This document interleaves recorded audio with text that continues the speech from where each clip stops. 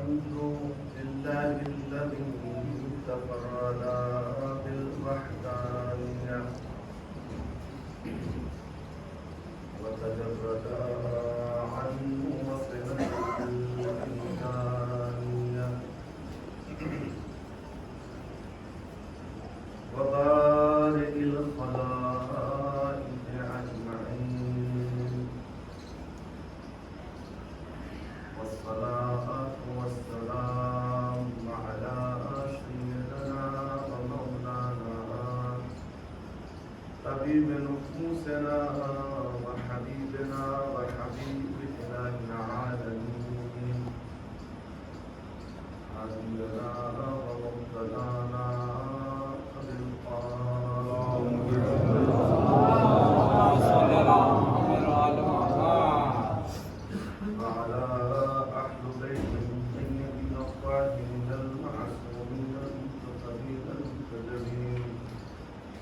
ولعنة الطائف على أعدائهم أجمعين وغاصب حقوقهم ومنكر فضائلهم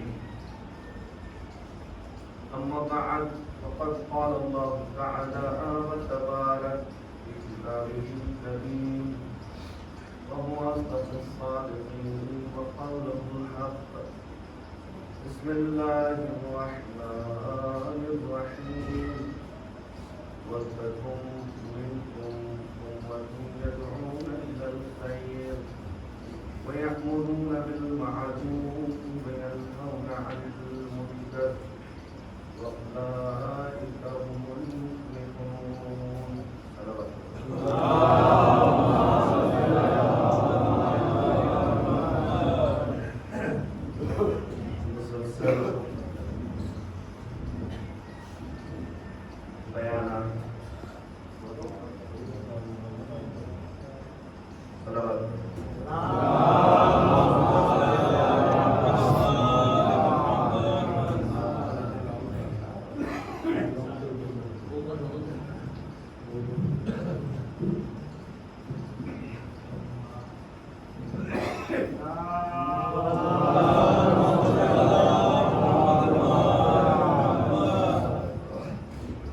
مسلسل بیانات اور مطالب اہل بیت علیہ السلام آپ حضرات سماعت کر رہے ہیں اور چند دنوں سے چند ایام سے مسلسل قبائل اور مصائب اہل بیت علیہ السلام آپ حضرات کے درمیان میں بیان کیے جا رہے ہیں اور چونکہ عزاداری سید الشہداء اور عزاداری مادمداری اہل بیت علیہ السلام ہمارا شعار ہے، ہماری علامت ہے اور یہ ایام تو یقیناً ہماری پہچان کراتے ہیں کہ ہم اہل بیت علیہ السلام کے عزادار اور اہل بیت علیہ السلام.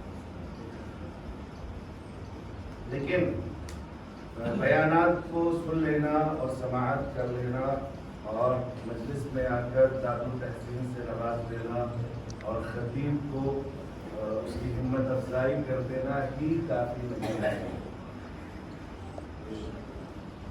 تبلیغی کلمات ہے انشاءاللہ آپ حضرات متوجہ ہوں گے تو میں تمیز سے ہٹ کے گفتگو کروں گا. صرف داد التحسین سے نواز دینا، سماعت کر لینا، گفتگو کو سن لینا، خطیب کی ہمت افزائی کر دینا ہی کافی نہیں ہے. اہل بیت علیہ السلام کی ذکر کو سن کر، اہل بیت علیہ السلام کی سیرت کو سن کر، اہل بیت علیہ السلام کی سیرت کو اپنے عمل میں اتار لینا اصل ہے.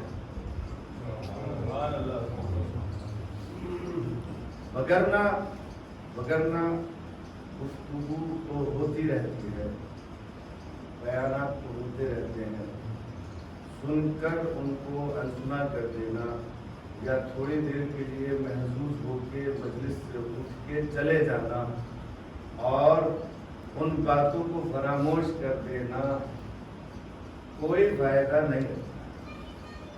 اس لیے کہ یہ اہل بیت علیہ السلام کی عزاداری، یہ مجلس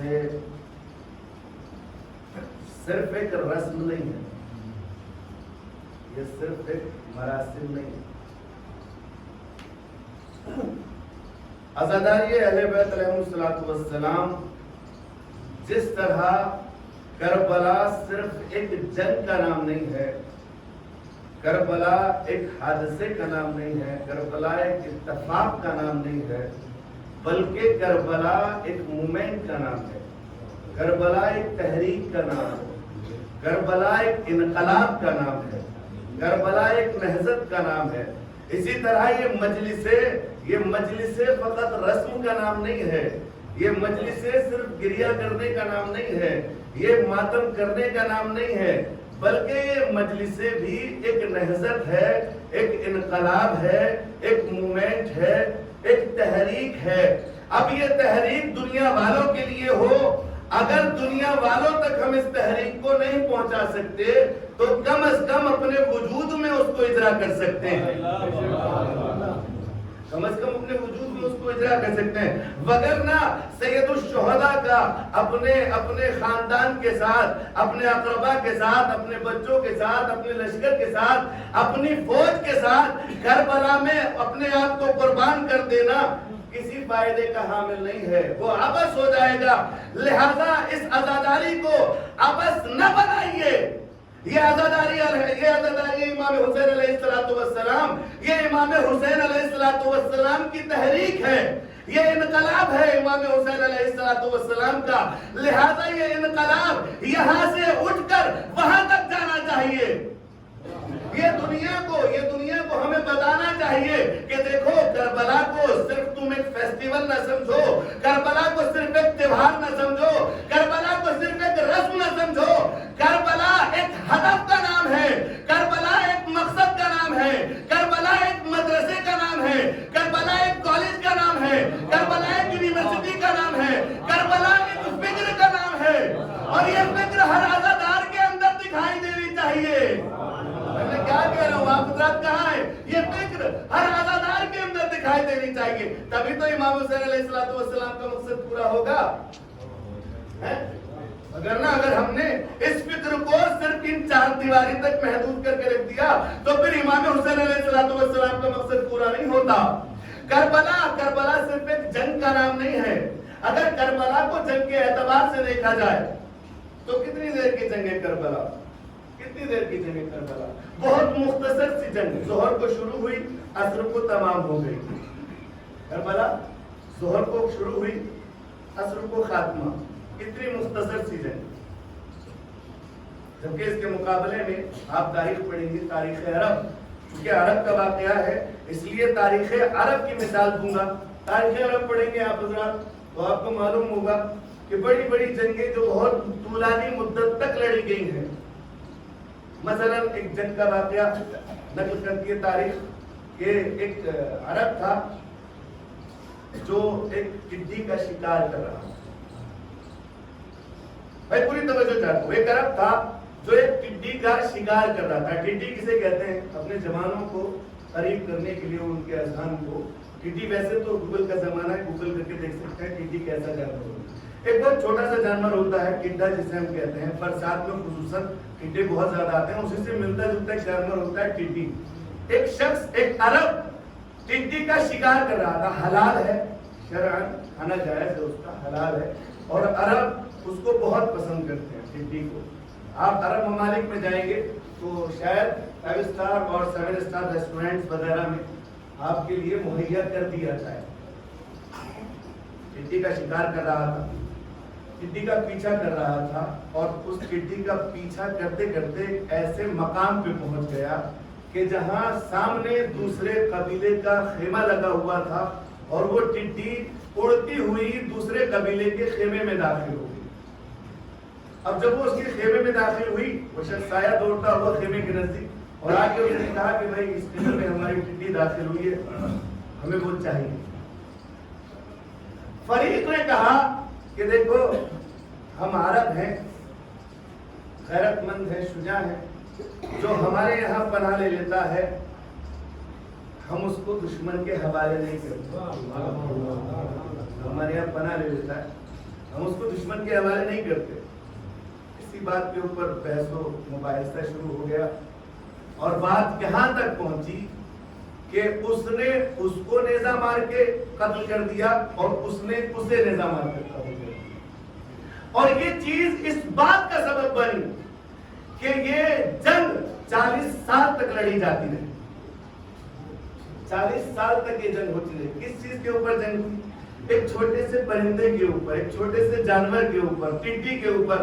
یہ جنگ 40 سال تک لڑی جاتی رہی. لیکن عزیزان محترم, ایسی نہ جانے کتنی جنگ ہے جو 50 سال تک لڑی گئی, 20 سال تک لڑی گئی, 10 سال تک لڑی گئی. لیکن کس وجہ سے لڑی گئی؟ ریزن کیا تھا؟ علت کیا تھا؟ سبب کیا تھا؟ کس وجہ سے وہ جنگ ہوئی؟ 40 سال تک قتل و خون غارت گری ہوتی رہی, ایک دوسرے کو قتل کرتے رہے, مارتے رہے, انسانی جانوں کا خاتمہ ہوتا رہا, نقصان ہوتا رہا. 40 سال تک جنگ ہوتی رہی.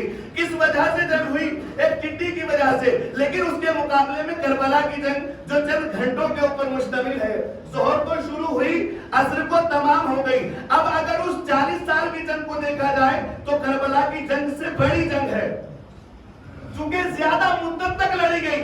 لیکن جب اس جنگ کا تذکرہ کیا جاتا ہے تو تاریخ کیا لکھتی ہے؟ 2 لفظوں میں پوری جنگ کو ختم کر دیا جاتا ہے. 2 لفظوں میں. کیوں لڑی گئی؟ 40 سال تک لڑی گئی. لڑنے کی وجہ یہ تھی, جنگ کرنے کی علت یہ تھی کہ ایک ٹڈی کا شکار کر رہا تھا, تمام.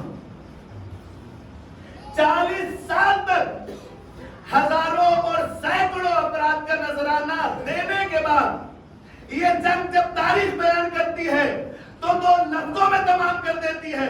لیکن کربلا اس جنگ کا نام ہے کہ جب کربلا کو بیان کرنا شروع کیا جاتا ہے تو کربلا سے لے کر اور آج تک 1400 سال ہو گئے. یہ چند گھنٹوں کی جنگ ختم ہونے کا نام نہیں لیتی.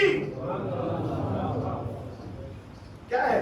لہذا اس کا مقصد اتنا عظیم ہے کربلا کا کہ جو چند گھنٹوں میں بیان نہیں کیا جاتا. خطبہ آتے رہے, ذاکرین آتے رہے, جنگ کربلا کو بیان کرتے رہے, ہدف سید الشہداء کو بیان کرتے رہے, لیکن ہدف کو بیان نہیں کر سکے. یہ کربلا کی عظمت اور کربلا کے کمال کا نتیجہ ہے. امام حسین علیہ السلام نے اپنی قربانی دی. امام حسین علیہ السلام کی قربانی کوئی عبث نہیں ہے, کوئی چھوٹا سانحہ نہیں ہے, بلکہ حسین علیہ السلام کی قربانی کربلا ایک عظیم موومنٹ کا نام ہے. کربلا ایک یونیورسٹی کا نام ہے, کربلا ایک مکتب کا نام ہے, کربلا ایک کالج کا نام ہے. ایسی یونیورسٹی کہ جہاں سے انسانیت کا درس دیا جاتا ہے, ایسی یونیورسٹی جہاں شعور سکھایا جاتا ہے, ایسی یونیورسٹی جہاں انسان کو انسان بنایا جاتا ہے. کربلا ایسی یونیورسٹی ہے کہ جس میں حیرت انگیز واقعے دیکھنے کو ملتے ہیں. کربلا ایسی یونیورسٹی ہے کہ جس میں ذہانت اور فطانت کے کمالات نظر آتے ہیں جو انسان کو کمال تک پہنچاتی ہے. اس جنگ کا نام ہے کربلا. جو انسان کو بلندیوں تک پہنچاتی ہے, اس عظیم سانحے کا نام ہے کربلا. جو انسان کو انسان بناتی ہے, اس عظیم سانحے کا نام ہے کربلا. کربلا ایک مکتب کا نام ہے. اچھا, ایک مثال سے عرض کروں آپ حضرات کے اذہان کو ذرا اپنے نزدیک کرنے کے لیے تاکہ بیان کو باقاعدہ کیا جا سکے. دیکھیں, کربلا ایک مدرسے کا نام ہے, کربلا ایک کالج کا نام ہے, ایک اسکول کا نام ہے کربلا, ایک یونیورسٹی کا نام ہے, ایک دانشگاہ کا نام ہے کربلا. کیا ہوتا ہے اسکول میں, کیا ہوتا ہے کالج میں؟ کالج کا ایک سلیبس مشخص ہوتا ہے, کالج کا ایک کورس معین ہوتا ہے, اس میں وہ پڑھایا جاتا ہے. اچھا, کالج کی مثال کو ذرا آپ بعد میں رکھیے, اس سے پہلے اسکول بہت سے اسکول بھی کالج سے جڑے ہوئے ہوتے ہیں. اس میں سلیبس مشخص ہوتا ہے, ہر کلاس کا ایک سلیبس ہوتا ہے. فرق کر رہے ہیں آپ حضرات؟ صلوات پڑھی محمد والے.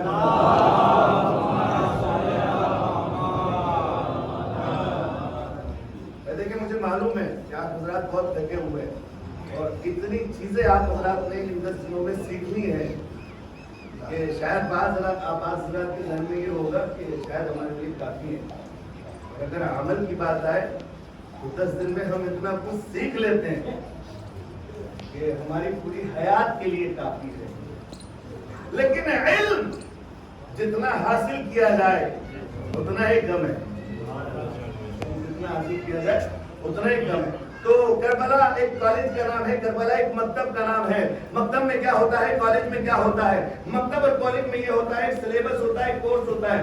ہر کلاس کو اس کے اعتبار سے وہ پڑھایا جاتا ہے. یعنی اگر پہلی کلاس کا بچہ ہے, پہلی کلاس کا اسٹوڈنٹ ہے تو اس کے لیے الگ کورس ہوتا ہے. اگر 5ویں کلاس کا ہے تو اس کے لیے الگ سلیبس ہوتا ہے. انٹر کلاس کا ہے تو اس کے لیے الگ سلیبس ہوتا ہے. اس کے بعد گریجویشن میں جاتا ہے تو اس کے لیے الگ سلیبس ہوتا ہے. ایسا نہیں ہوتا کہ آپ کسی انٹر کے بچے کے سامنے نرسری کا کورس رکھ دیجئے, نرسری کا سلیبس رکھ دیجئے اور اس سے کہیے کہ آپ اسے پڑھیے, تو وہ کہے گا کہ بھائی ہم انٹر کے پڑھے ہوئے ہیں, ہم انٹر میں پڑھ رہے ہیں, آپ ہمارے سامنے نرسری کا لے کر آ رہے ہیں. یہ ہمارے لیے مناسب نہیں ہے. یہ تو بچوں کا کورس ہے, یہ بچوں کو پڑھایا جائے. میں توجہ چاہتا ہوں, یہ بچوں کو پڑھایا جائے. اچھا, آپ کسی بچے کے سامنے گریجویشن کی کتابیں رکھ دیجئے اور اسے معین کر دیجئے, اسے اس کام کے اوپر لگا دیجئے کہ تمہیں گریجویشن کی کتابوں کو پڑھنا ہے, اسٹڈی کرنا ہے, ان کا مطالعہ کرنا ہے. تو کیا کہے گا کوئی جب دیکھے گا کہ گریجویشن کی کتابیں چھوٹے سے بچے کے سامنے رکھی ہوئی ہیں, کیا کہا جائے گا؟ کہا جائے گا بھائی یہ چھوٹا سا بچہ ہے, نرسری گریڈ کا بچہ ہے اور آپ اس کے سامنے گریجویشن کی کتابوں کو رکھے ہوئے ہیں, یہ کیسے ان کو سمجھ لے گا؟ اچھا, اس بات کو چھوڑیے, ابھی کسی سے کہا جائے پڑھے لکھے انسان سے, ہمارے خرم بھائی ہیں ماشاءاللہ, بچوں کو پڑھاتے بھی ہوں گے یقیناً, پڑھے لکھے انسان ہیں. خرم بھائی سے کہا جائے کہ خرم بھائی کو کتابیں دی جائیں اور چند بچوں کو ان کے لیے معین کیا جائے گریجویشن کی کتابیں, اور ان سے کہا جائے کہ یہ کتابیں آپ کو ان بچوں کو پڑھانا ہے. خرم بھائی کہیں گے ہمیں آپ کا دماغ خراب ہو گیا ہے, ان بچوں کی عقل میں اور ان کتابوں کے گریڈ میں بہت فرق پایا جاتا ہے, بہت تفاوت ہے, بہت ڈفرینس ہے. یہ کتابیں گریجویشن کے اسٹوڈنٹس کو پڑھائی جائیں گی, ان چھوٹے چھوٹے بچوں کو نہیں پڑھائی جائیں گی. تو یہ دنیا کے مکتب کا ہوتا ہے, یہ دنیا کے اسکولوں کا ہوتا ہے, یہ دنیا کے کالجز کا ہوتا ہے کہ بچہ عقل کے جس مرحلے میں ہوتا ہے اس کو اس کے اعتبار سے کورس پڑھایا جاتا ہے, اس کا سلیبس اسی اعتبار سے ہوتا ہے. لیکن کربلا کی جنگ عجیب و غریب جنگ ہے کہ کربلا میں ایک ہی کورس. سبحان اللہ, سبحان اللہ, سبحان اللہ, سبحان اللہ, سبحان اللہ. کربلا میں ایک ہی کورس, ایک ہی سلیبس بچوں کے لیے بھی ہے اور بوڑھوں کے لیے بھی ہے, اور اسی کورس کو چھوٹا سا علی اصغر بھی سمجھ رہا ہے اور وہ بوڑھا حبیب ابن مظاہر بھی سمجھ رہا ہے. اور دیکھیے کمال, دیکھیے پڑھانے والے کا کمال ہے کہ اسی کورس کو پڑھانے والا اتنا عظیم ہے, چھوٹے سے علی اصغر کو بھی سمجھا رہا ہے اور بوڑھے حبیب ابن مظاہر کو بھی سمجھا رہا ہے. صلوات پڑھے محمد. اور دیکھیے سنیں, یہ مجلس کربلا کی علامت ہے, یہ مجلس کربلا کا شعار ہے, یہ مجلس یہ عزاداری کربلا کا شعار ہے. یہ مجلس مکتب حسینی کا نام ہے, یہ مجلس مدرسہ حسینی کا نام ہے. ان مجلسوں میں ہمارا چھوٹا بھی آتا ہے اور ہمارا بوڑھا بھی آتا ہے, اور یہ حسین کا کمال ہے کہ ہمارا چھوٹا بھی سمجھ لیتا ہے اور ہمارا بڑا بھی سمجھ لیتا ہے. سبحان اللہ, سبحان اللہ.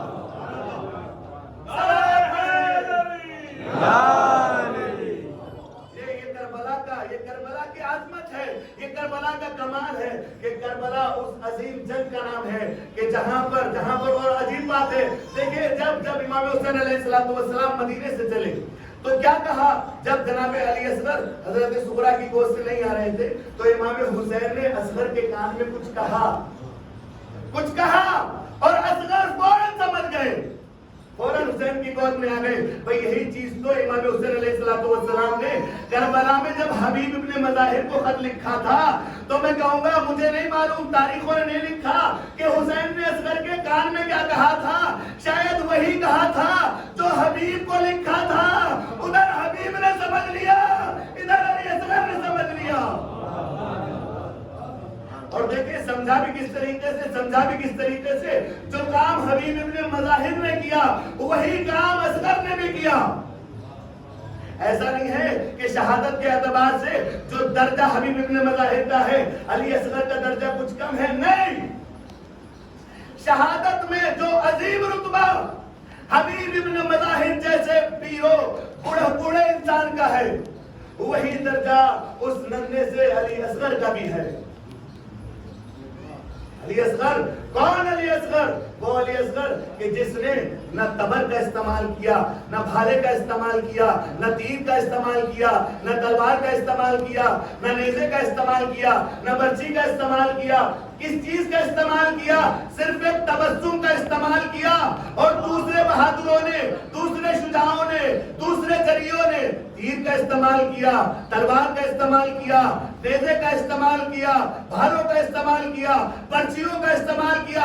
लेकिन अली असगर ने बता दिया कि देखो देखो, फौज यजीद के लिए तीर की जरूरत नहीं है, तलवार की जरूरत नहीं है, नेज़ों की जरूरत नहीं है, भालों की जरूरत नहीं है। बातिल के लिए फकत मेरा तबस्सुम ही काफी है। बातिल के लिए फकत मेरा तबस्सुम ही काफी है। और अली असगर ने तबस्सुम करके बता दिया कि देखो वो और होंगे। अज़ीज़ान मोहतरम, करबला देखिए, अगर किसी को जख्म लग जाए, करबला को आप समझे, करबला एक दर्स का नाम है, एक इबरत का नाम है, एक सबक का नाम है। करबला एक आमूख्ते का नाम है, करबला एक आमूख्ता है, करबला एक लेसन का नाम है।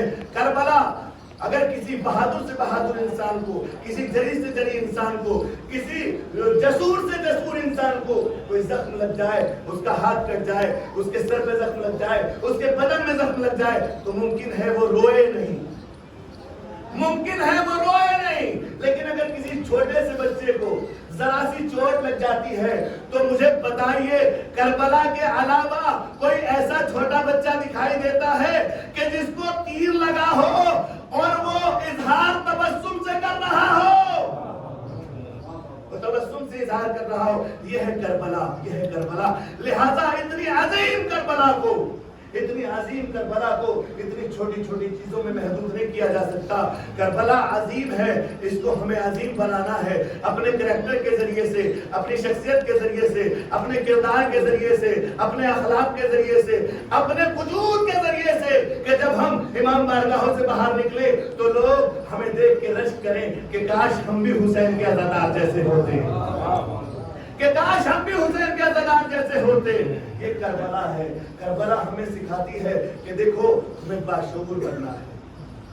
करबला हमें सिखाती है कि देखो तुम्हें बाशऊर बनना है। करबला में ऐसे ऐसे जरी मौजूद हैं, ऐसा जरी अब्बास कि जिसने एक लाइन को खींच दिया, एक खत को खींच दिया, और उधर 9 लाख का लश्कर, और कहा कि अगर किसी में दम है, किसी में हिम्मत है, तो इस लाइन को क्रॉस करके दिखाए, इस खत को पार करके दिखाए। रिवायत यही है ना कि जब कहा कि आपको हुसैन ने बुलाया है, अब्बास ने खत को खींचा, इतना जरी, इतना शुजा कि खत को खींचने के बाद कहा कि किसी की हिम्मत है तो इस खत को पार करके दिखाए। यानी जो पूरे 9 लाख के लश्कर को अपनी एक लकीर, खींची हुई लकीर पर रोक सकता है, अगर उसके हाथ में तलवार आ जाती, अगर उसके हाथ में असलहा आ जाता। इसीलिए तो कहा था जब कहा कि जंग शुरू होने वाली है अब्बास, तो क्या कहा अब्बास ने? सुबह में सिर्फ मुझे आका से इजाजत दिला देना, और चंद लम्हे मुझे चाहिए, चंद लम्हों के लिए बस अब्बास होगा और ये लश्कर होगा, किसी को कुछ करने की जरूरत नहीं है। अब्बास होगा और ये लश्कर होगा। और अब्बास ने उस चीज को जाहिर भी किया कि जब हजरत अब्बास अलैहिस्सलाम को पानी लाने की इजाजत मिली। मैं मसाइल नहीं पढ़ रहा हूँ, बस मसाइल का ये आखिरी लम्हा है, इसके बाद इंशाअल्लाह रब्ते मसाइल। हजरत अब्बास अलैहिस्सलाम को जब पानी लाने की इजाजत मिली और आग टूटा हुआ नेजा पानी लाने के लिए लेके गए, अज़ादारों, अब्बास फरात पे पहुंचे, मश्क को दरिया में डाल दिया, पानी भरा, और पानी भरने के बाद मकातिल ने जो लिखा है, ये अब्बास ने अपने चुल्लू में पानी उठाया।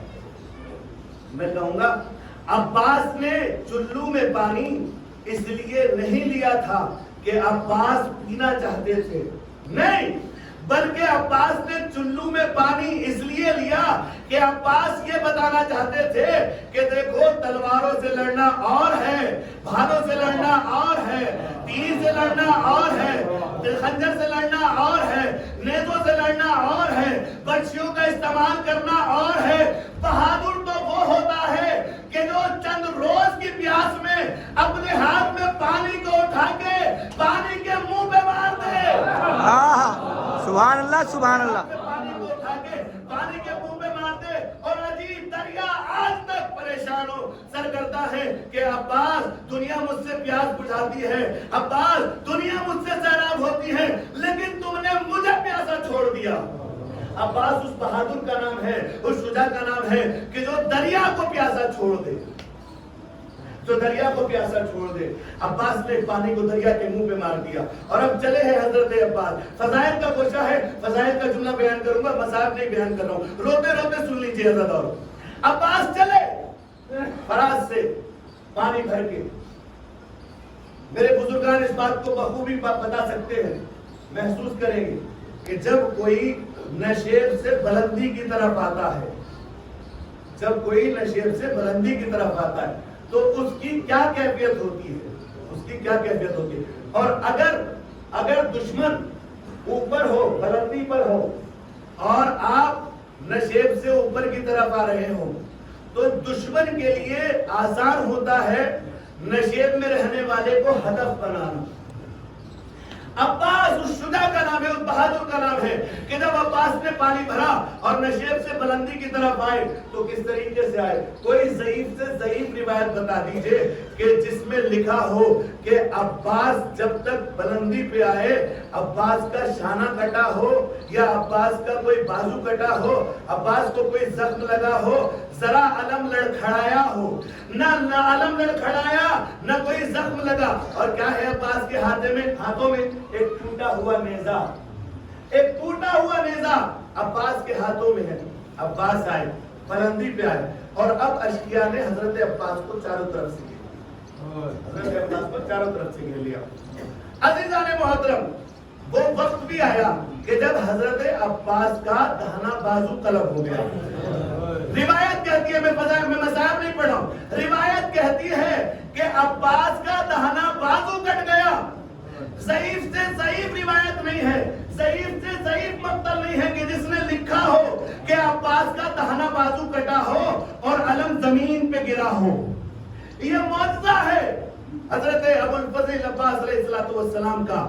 عموماً یہی ہوتا ہے نا کہ جب انسان کوئی چیز پکڑتا ہے تو دہنے ہاتھ میں پکڑتا ہے یا اس ہاتھ میں پکڑتا ہے جس ہاتھ کا استعمال کرتا ہے.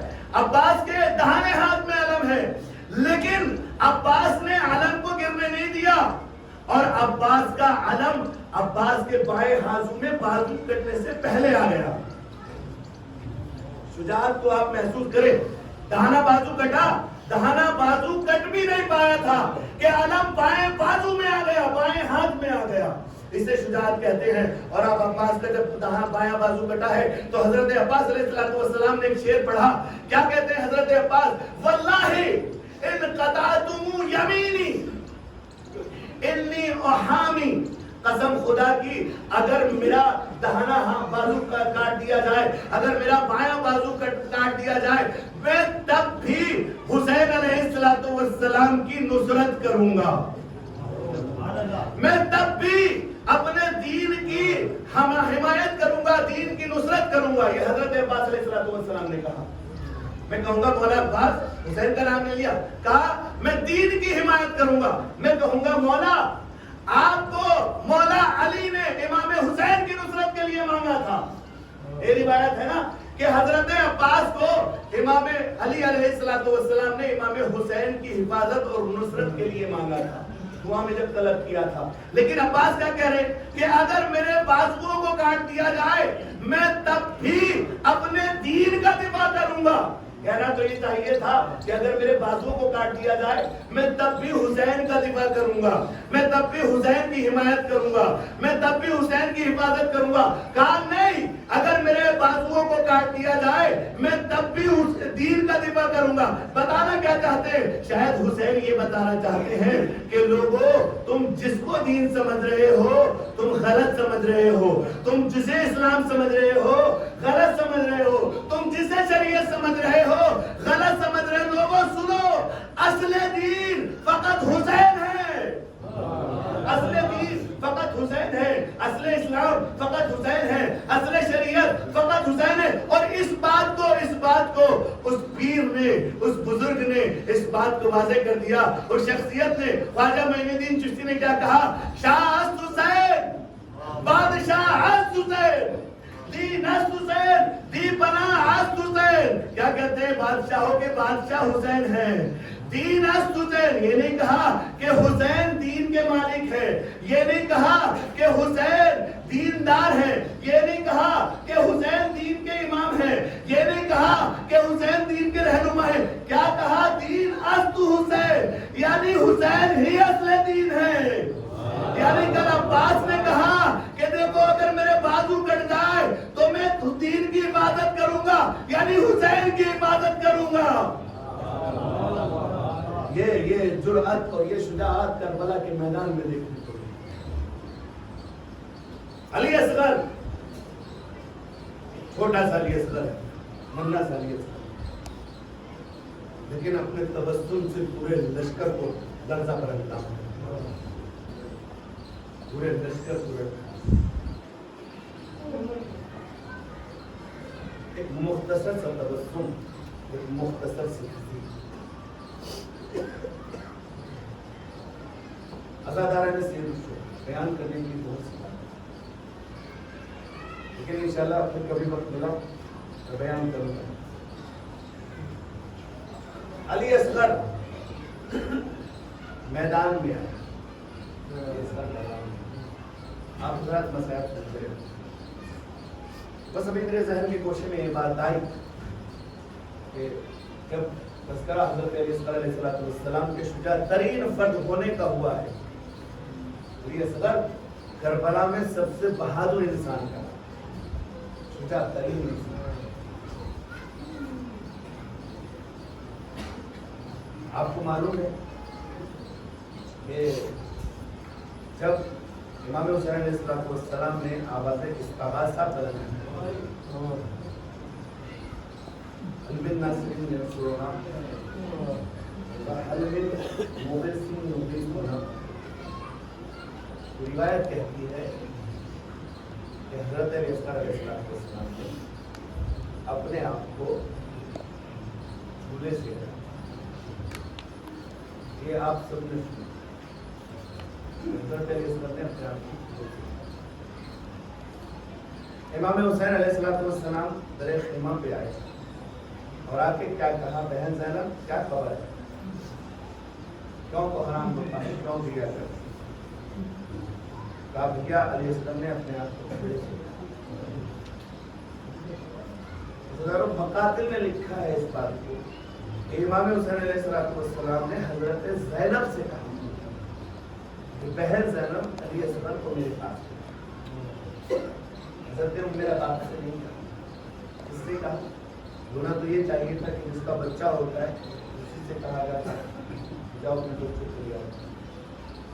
اور بیویاں، دوسری بیویاں بھی موجود ہیں. لیکن امام حسین نے کہا زینب سے کہا زینب جاؤ علی اصغر کو میرے پاس لے کر. وجہ جانتے ہیں آپ؟ وجہ جانتے ہیں؟ ذرا تصور کر کے سنیے، بہت حساس بات. عالم دین بیان کرتے ہیں، عالم دین میں ذرا تحلیل کہتے ہیں وجہ یہ ہے کہ کئی دن سے، کئی روز سے چونکہ پانی میسر نہیں تھا، امام حسین علیہ السلام کا رسد تمام ہو چکا تھا، کھانا بھی تمام ہو چکا تھا، پانی بھی تمام ہو چکا تھا. تو جناب ام رباب کا دودھ، یہ سب نے سنا ہے، تمام افراد اس کو بیان کرتے ہیں کہ ام رباب کا دودھ خشک ہو گیا. حضرت ام رباب کا دودھ خشک ہونے کی وجہ سے جناب علی اصغر کو حضرت ام رباب سے دور رکھا گیا.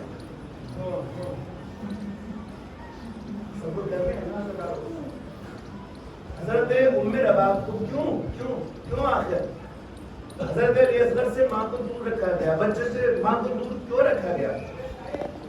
ہمارے گھروں میں اگر کسی کے یہاں ولادت ہوتی ہے اور کسی وجہ سے ماں کا دودھ نہیں اترتا تو بچے کو ماں سے دور رکھا جاتا ہے.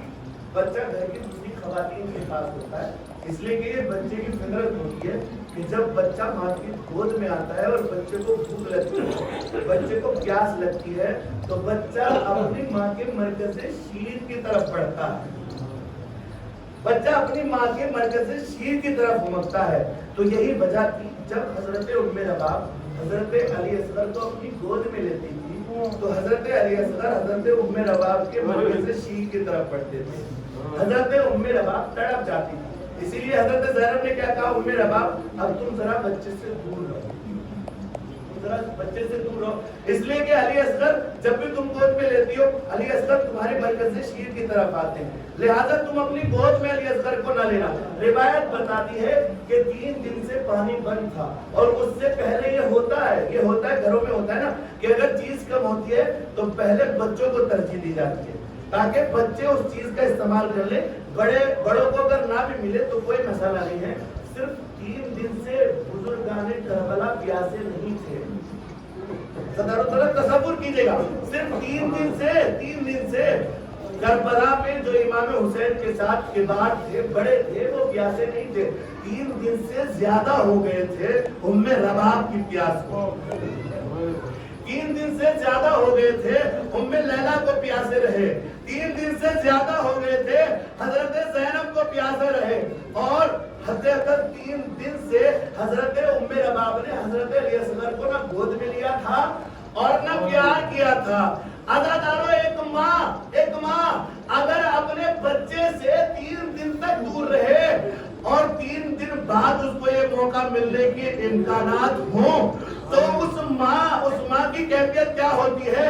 ماں اپنے بچے کی طرف کس طرح ہمکتی ہے، کس طرح چلتی ہے، اس بات کو آپ ذرا تصور کریں۔ امام حسین علیہ السلام علی اصغر کو لے کے مقتل میں پہنچے، علی اصغر کو مجھے شہادت نہیں پڑھنا ہے، علی اصغر کو ہرملا کا تیرے سے شعبہ لگا، وہ تیر کہ جو گھوڑوں کو گرانے کے لیے استعمال کیا جاتا تھا، علی اصغر شہید ہو گئے۔ علی اصغر کو لے کے حسین خیمے کی طرف آئے، 7 مرتبہ آگے بڑھے، 7 مرتبہ پیچھے ہٹے، لیکن ہمت کر کے جب در خیمہ پہ آئے اور آواز دی، اے زینب، حضرت زینب کو آواز دی، زینب لو علی اصغر کو لے جاؤ، مقاتل نے لکھا ہے کہ زینب سے پہلے ام رباب آ گئی، اس لیے کہ 3 دن ہو گئے اپنے لال کو سینے سے لگائے ہوئے، 3 دن ہو گئے اپنے لال کو سینے سے لگائے ہوئے، اپنے لال کو چومے ہوئے، اپنے لال کو پیار کیے ہوئے۔ عزادارو، ام رباب آ گئی، کہاں ہے اے میرے لال، تو پانی پی کے آ گیا، آج میں تجھے دل بھر کے پیار کروں گی، علی اصغر کو لینے کے لیے ام رباب آ گئی۔ مقاتل نے لکھا، ام رباب نے کہا آقا لائیے میرا بچہ مجھے دے دیجئے، حسین نے ابا کے دامن کو پلٹا تو رباب نے کیا دیکھا اور ایک جملہ کہا، اے میرے لال، کیا تجھ جیسے بچے بھی نہر کیے جاتے ہیں؟ نہر سمجھتے ہیں نا، ہم ساتھ گاؤں سے تعلق رکھتے ہیں، نہر اونٹ کو ذبح کرنے کو کہتے ہیں، نہر اونٹ کو ذبح کرنے کو کہتے ہیں۔ نہر کیسے کیا جاتا ہے؟ اونٹ ہوتا ہے اور ایک بڑا سا تبر ہوتا ہے، ایک بڑا سا اسلحہ ہوتا ہے، ایک بڑی سی تلوار ہوتی ہے یا بڑا سا بھالا ہوتا ہے، اس کے ذریعے سے اونٹ کو ذبح کیا جاتا ہے۔